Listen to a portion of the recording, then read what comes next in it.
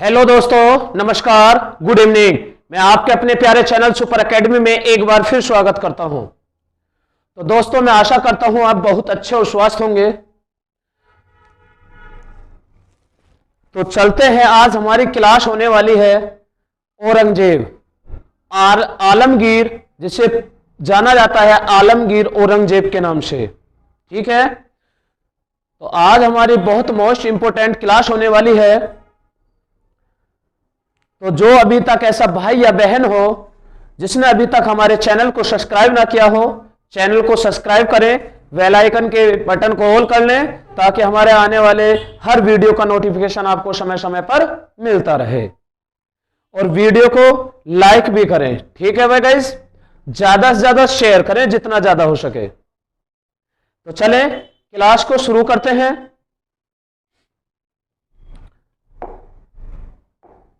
देखिए, अगर मैं आपको औरंगजेब के बारे में समझाना जा रहा हूं, औरंगजेब जिसका जन्म 1618 ईस्वी में होता है, लेकिन मैं आपको एक स्टोरी पूरी इस औरंगजेब के बारे में स्टोरी की तरह पूरी आपको इसका जीवन पूरा ऐसा जो इसने शासन काल किया था औरंगजेब ने, तो पूरा एकदम इस तरीके से पढ़ा दूंगा जिससे कि बिल्कुल एकदम कहानी के तौर पर आपको समझाऊंगा। लेकिन आपको मैं पहले एक दिखाने वाला हूं कि क्वेश्चन इसमें किस तरीके से बने गए हैं। तो अगर कोई स्टूडेंट हमारे कोचिंग सेंटर में पढ़ना चाहता है, क्योंकि हमारा जो ऑफलाइन कोचिंग सेंटर चलता है वो सिकंदराबाद, कहां? सिकंदराबाद में हनुमान चौक के पास कवाड़ी बाजार में जो स्थित है, वो कोचिंग सेंटर जो ऑफलाइन चलता है सिकंदराबाद हनुमान चौक के पास कवाड़ी बाजार में स्थित है, जो जैन धर्म कांटे की मार्केट के बराबर में स्थित है। जो जैन धर्म कांटा है उसके बराबर में, यानी उसी मार्केट में है। हमारे पास for all subject classes, class notes, super plus coaching centre, यानी जो हमारे खुद के हाथ के बनाए हुए नोट्स हैं, वो हम जो ऑल सब्जेक्ट के पास हमारे ऑल सब्जेक्ट के नोट्स हैं, क्लास नोट्स। ठीक है, तो कोई भी स्टूडेंट हमारे कोचिंग सेंटर में पढ़ने के लिए ऑफलाइन भी आ सकता है। ठीक है, तो देखिए आपको मैं समझाता हूं औरंगजेब के बारे में, साफ चमक रहा होगा। औरंगजेब आलमगीर 1658 में एक गद्दी पर बैठते हैं और 1707 तक इनका शासन चलता है। 1707 में इनकी मृत्यु हो जाती है। इनका जन्म 1618 में उज्जैन के दोहद नामक जगह पर हुआ था। 1637 में इसने दिलरास बानो बेगम के साथ विवाह किया था, जिसे रबिया दौरानी के नाम से भी जाना जाता है। किस नाम से? रबिया दौरानी के नाम से भी जाना जाता है। तो मैं आपको पूरी एक कहानी के तौर पर समझाऊंगा, अभी तो मैं आपको समझाने वाला हूं। तो इन्हें अब देखा जाए, जो रबिया दौरानी थी, इन्होंने मांग की थी अपने हस्बैंड यानी औरंगजेब से, अपने पति से मांग की थी कि मेरे बारे में कुछ आप ऐसा महल तैयार कीजिए जैसे कि आपकी माता ने आपके पिता से तैयार कराया था। ठीक है, तो देखो मैं आपको बता रहा हूं, फिर उसके बाद कहानी की तरह समझाऊंगा। मुगल बादशाह बनने के बाद औरंगजेब ने सिक्कों पर कमल छपवाने पर प्रतिबंध लगाया था। तो कमल छपवाने पर प्रतिबंध किसने लगाया? औरंगजेब ने। कौन सा मुगल बादशाह था? औरंगजेब। औरंगजेब ने तंबाकू और शराब के सेवन और जुआ खेलने पर भी प्रतिबंध लगाया था। बात समझ में आ रही होगी। इसने दास प्रथा और सती प्रथा भी प्रतिबंधित की थी। 1664 में तीर्थ कर यात्रा लगाया, जो तीर्थ कर था वो भी लगाया था। 100 साल पहले अकबर ने जो तीर्थ कर था इसको समाप्त किया था। कब? 1664 में। तो इसने लगाया था और 1564 में अकबर ने समाप्त किया था, यानी बंद किया था। 1665 ईस्वी में औरंगजेब ने जय सिंह को शिवाजी पर आक्रमण करने के लिए भेजा। 1665 में पुरंदर की संधि हुई जय सिंह व शिवाजी के मध्य। 1688 में औरंगजेब ने सभी हिंदू त्योहार प्रतिबंध किए। 1669 ईस्वी में इसने 3 प्रसिद्ध हिंदू मंदिर नष्ट करवाए। जैसे कि कौन कौन से हिंदू मंदिर नष्ट कराए थे? तो सोमनाथ मंदिर जो गुजरात में स्थित है, काशी विश्वनाथ मंदिर जो वाराणसी में स्थित है, केशव राय मंदिर जो मथुरा में स्थित है। तो मैंने आपको ये इतने क्वेश्चन आपको बताए, तो इन क्वेश्चनों के बारे में अब हम आपको एक कहानी के तौर पर लेकर चलते हैं। कहानी के तौर पर बहुत ही इजी ट्रिक के साथ आपको मैं समझाने वाला हूं। देखिए, औरंगजेब मैंने आपको बताया, औरंगजेब का जन्म 1618 ईस्वी में हुआ था। कहां हुआ था? उज्जैन के दोहद नामक स्थान पर। कहां? दोहद नामक स्थान पर हुआ था। लेकिन ये चीज तो सब उसमें लिखी हुई थी नोट्स में, आपने देख भी लिया होगा। आप देखिए, जहांगीर जो पुत्र थे, जहांगीर किसके पुत्र थे? शाहजहां के। किसके पुत्र थे? शाहजहां के पुत्र थे। लेकिन ये जो शाहजहां के पुत्र थे, इनके पिता कौन थे? शाहजहां। औरंगजेब के पिता कौन थे? शाहजहां थे। उनके बेटे का क्या नाम था? औरंगजेब। ये जब गद्दी पर बैठे। लेकिन अगर हम बात करें औरंगजेब की माता का क्या नाम था, तो औरंगजेब की माता का नाम मुमताज महल था। क्या नाम था? मुमताज महल था। बात क्लियर? जिसे अर्जुमंद बानो बेगम के नाम से भी जाना जाता है। अर्जुमंद बानो बेगम के नाम से भी जाना जाता है।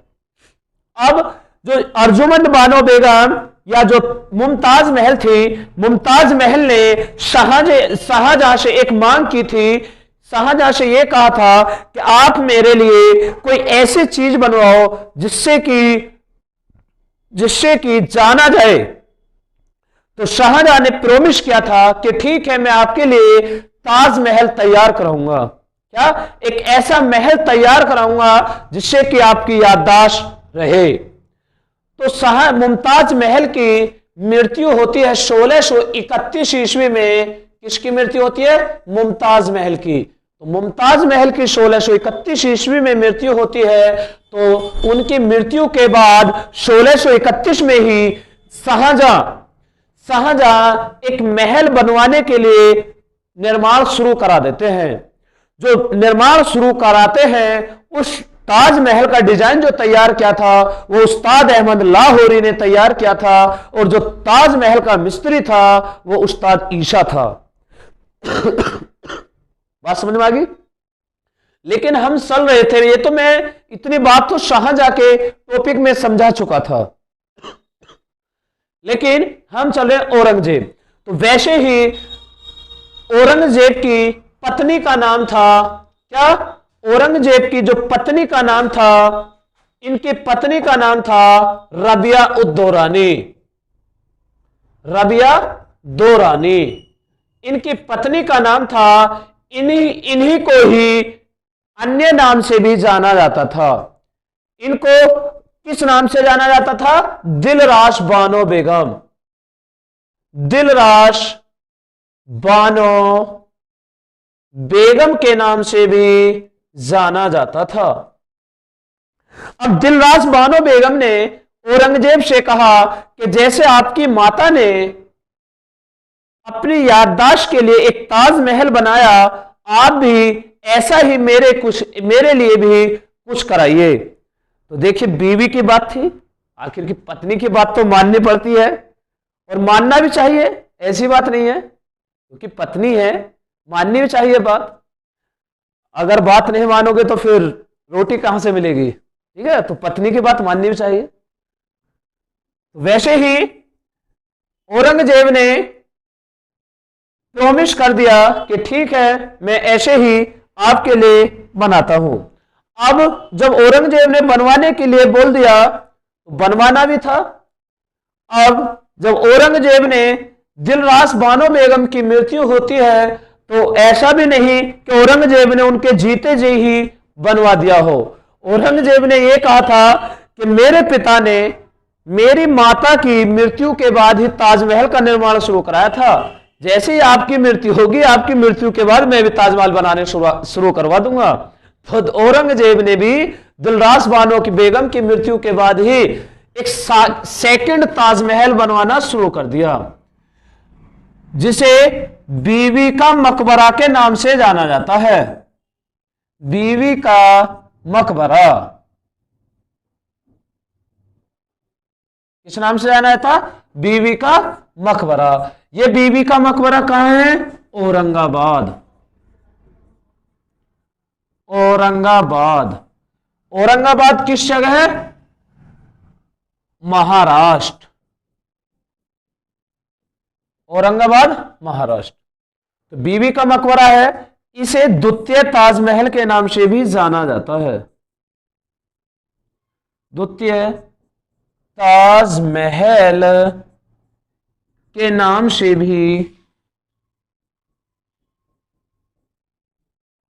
जाना जाता है।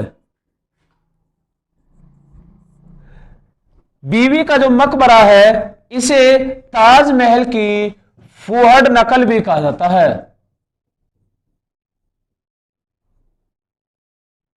ताजमहल की फुकड़ नकल भी कहा जाता है। फुकड़ नकल भी कहा जाता है। तो सेकंड ताजमहल था, लेकिन शाहजहां ने ताजमहल का जो निर्माण कराया था वो संगमरमर पत्थर से कराया था। पूरे ताजमहल में संगमरमर का पत्थर लगवाया था, लेकिन औरंगजेब ने जो सेकंड ताजमहल बनवाया वो कच्ची ईंटों से बनवाया था। देखिए कैसा पत्नी का प्रॉमिस पूरा किया। ताजमहल बनवाया लेकिन संगमरमर के पत्थर से नहीं बनवाया, कच्ची ईंटों से बनवा दिया।